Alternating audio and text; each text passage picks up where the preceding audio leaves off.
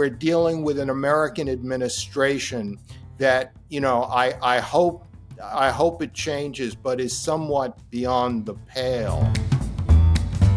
Hello and welcome to Spectator TV. I'm William Moore, the Spectator's features editor. In the cover for the magazine this week, our editor Michael Gove writes about Trump's harsh lessons for Europe and says that Britain needs to react with a realist reset.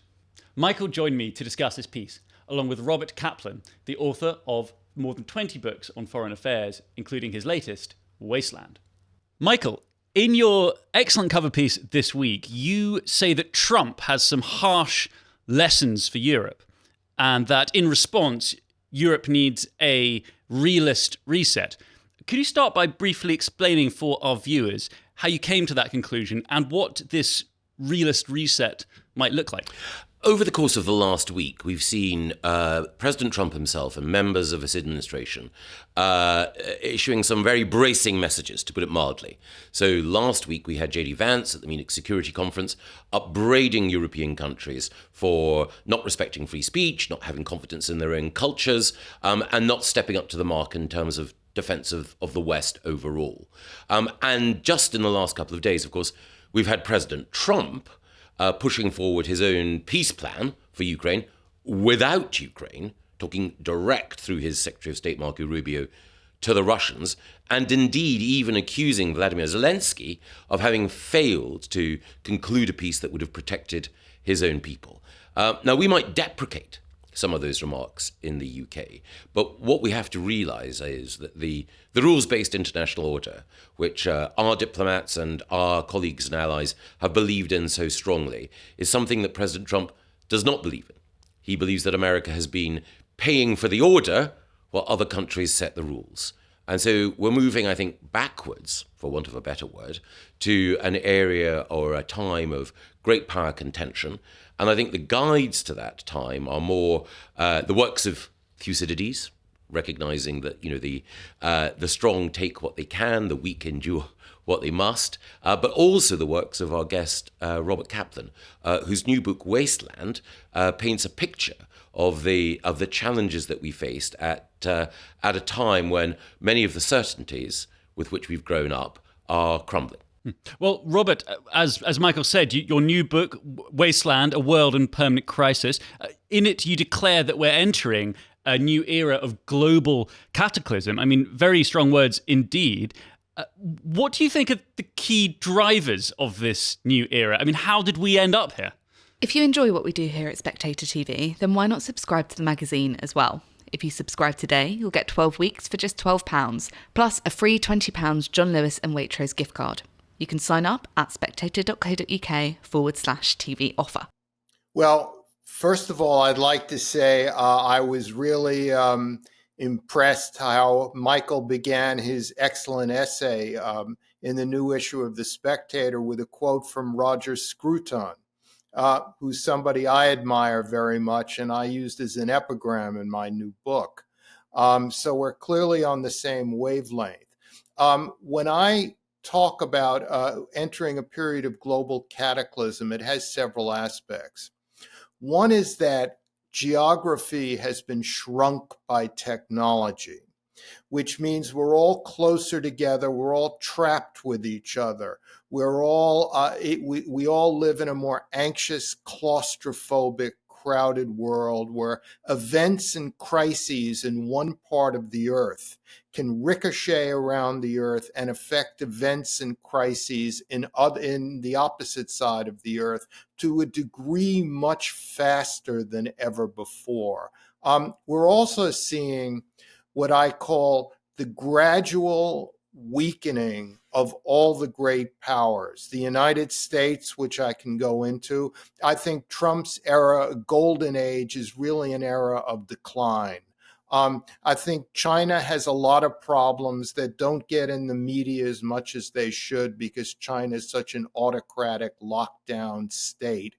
And I think as long the war in Ukraine that has gone on for 3 long years has weakened Russia's ability to project power in the Caucasus, in Central Asia, in Siberia, and the Russian Far East. So I think the long war in Ukraine will eventually be seen as sort of a death knell of the Russian Empire. But if these three global powers are in their own ways weakening, who do you think benefits from this new world disorder? Well, they're all weakening at different paces and at different rates. So that, if China and Russia are declining at a faster rate than the United States, for the time being, has a relative advantage, even under Trump. I don't think the BRICS benefit because I think that they don't represent a coherent worldview, a coherent geopolitical view. I think nobody likes great powers and empires, but they do provide order throughout history. And I think if we're in an era where all the great powers are in tumultuous change and in some cases decline, it will be just a more disorderly world. I think that's absolutely right. I think that in the past, when we've seen periods of relative peace, that's because the great powers have been in some form of equilibrium, what we've learnt to call a balance of power, something that, as Robert writes about in his book, Henry Kissinger was a master in delineating. But when you have periods of rupture and decline, and also, as Robert says, when you have technology accelerating as fast as it does, then the potential for a small conflict like the Russia-Ukraine war to have percussive impacts on supply chains, on energy prices and so on, that leads those powers which are insecure and see their future as potentially darker, it sees them potentially taking risks that they would not otherwise in different circumstances. And one particular area of concern to America and to America's foreign policy elite is what China might do to Taiwan. Taiwan supplies the chips which are at the heart of America's technological superiority at the moment. But China is bent on the unification of Taiwan with the mainland. And China also knows, and Robert, I think, has alluded to this, that one of China's problems is that the one-child policy means that it faces demographic decline. So for China's leaders, there is a shortening time window when they can achieve their historic goal of reunification. And that means that the risks everywhere are all the greater.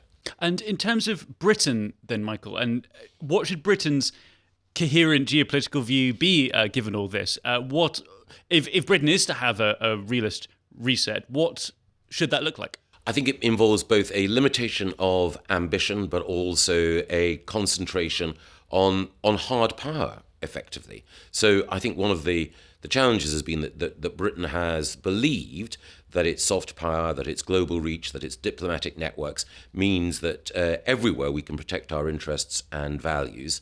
But actually we're living in a world where hard power will increasingly matter more. We see that in the demands that every European nation faces for increased defence expenditure, but we also see it in the way in which European nations, including Britain, can't rely on the old alliance network to shield it from these buffeting tides. Robert, do you think that realists should agree with Trump and his rather harsh words for Europe? Obviously, he, as Michael says, he wants to pivot away from Europe and to China and Taiwan. But shouldn't a country like America stand with its allies in the face of a competitor like China? Yes, realism has been misidentified, misconstrued in recent years. It's been taken over by what I think are semi-isolationists in the wake of the Iraq War, the Afghanistan withdrawal, etc. When I think of realism, I think of the realist internationalism of Henry Kissinger, George Shultz, and people, James Baker, and people like that who believed in America's very heavy, intensive engagement in the world, but with, but with realist, age-old realist principles. I don't consider Trump a realist. I don't consider his team to be realists in any sense of the word. I think they're radical, populist, people on the far right, and if you think about the fact that the Wall Street Journal, the news section, had a long expose of all the tortures that the Russians have inflicted on Ukrainian prisoners, which are absolutely barbaric. And yet at the same time, Trump blames Ukraine for starting the war. You see, we're dealing with an American administration that, I hope it changes, but is somewhat beyond the pale. I think, the post-war era has gone on for 80 years. That's a real long time in history, with all the technological changes, the changes in identity, etc., in economics. 80 years is a long time in history, but I think now we're seeing the end of it. And I think that's true. I think that this really is the end of what one might call the short or the long 20th century. It's certainly the end of a period where, in the aftermath of the Second World War, multilateral institutions were created in order to try to keep the peace, to prevent nation states acting in a selfish way, and also to defend the West against the threat of the ideology of communism. As communism has faded, even as other threats exist like Islamism, so these multilateral institutions have been struggling to find a purpose and struggling to maintain their legitimacy. And for Trump, as Robert points out, these multilateral institutions simply get in the way. They drain America's resources while at the same time fettering America's discretion. And the difficulty, I think, for America and for all of us is exactly as Robert says. If you have an America that is guided by enlightened self-interest, if you do have a Schultz, Baker, Kissinger view where America recognizes that it serves America's interests, for example, to ensure that the global commons, that freedom of navigation are protected, but America is not naive, it's not a gimp in the hands of other nations, as it were, that is a role which is a net force for good, whatever one thinks of the morality of individual decisions. The challenge here is that Trump is at the head of popular opinion in America, and he's influenced by thinkers like Tucker Carlson, who believe that America has been suckered for too long, and the danger for us all is that what might have been a necessary reset of American foreign policy has moved towards something that is in the hands of people around Trump who are moving towards a position which is more isolationist even than realist, perhaps. Well, Robert, on that point then, if Trumpist isolationism is very popular in America, as Michael says, where do you think the rules-based international order went wrong in terms of losing that kind of popularity in America? Do you think it could ever return? Remember, the rules-based international order, as I said, for 80 years has been led by America. Every organization needs a leader, or else it dissolves into incoherence. And it seems that that NATO, the West, the historic West, including the treaty allies in the Pacific, no longer have a leader. As far as the American people are concerned, it's a very glib thing to say, but it's true. But foreign policy plays very little role in how they choose to vote. I think Biden lost the election because of the high inflation and cultural issues, but predominantly the high inflation. It's sad to say, but if Trump can keep the inflation level low, I think the American people will be happy with this. Remember, there's something crucial here. As I said, 80 years is a long time. And the people who in Washington who believe in the West, in the historic Western alliance, are elites who read books and who have cut their teeth on great books and men who formulated the Western alliance at the conclusion of World War II, etc. And Trump and the larger public, they're not really readers. They're post-literate. They're immersed in smartphones and social media, and they don't really read books in the way that books have been read before. We take reading for granted, the elites do. And I think we're in an age now where you have a president and his top advisors and officials who have not been schooled in the history and the traditions of the historic West. That, if you ask them about the Atlantic Charter between Roosevelt and Churchill, signed in 1941 off Newfoundland, they probably have never heard of it. I think Robert is right that I think the point is made that Donald Trump has probably written more books than he's read, and it's not even clear that he's actually read the book that he was supposed to have written. But what Trump does have is a capacity to scent a change on the wind, to deploy with almost sort of a primate instinct, the animal spirits of the time and of his people. And in that sense, he's responding exactly as Robert said to the discontent over inflation and over migration, and also the sense that America had lost too many boys in foreign wars, and that the Democrats were the people who would drag America into danger. It was his job to, tend home first, America first. There are, I think, though, people who influence the world in which Trump and his team operate. And I think, again, it's worth considering where some of those influences are. And there are certainly always two previous presidents that are cited as examples that Trump is encouraged to follow.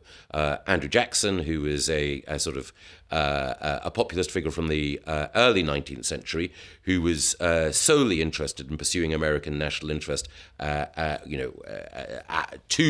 the utmost, and also William McKinley, the president at the end of the 19th century, who built up America's industrial strength behind a tariff wall.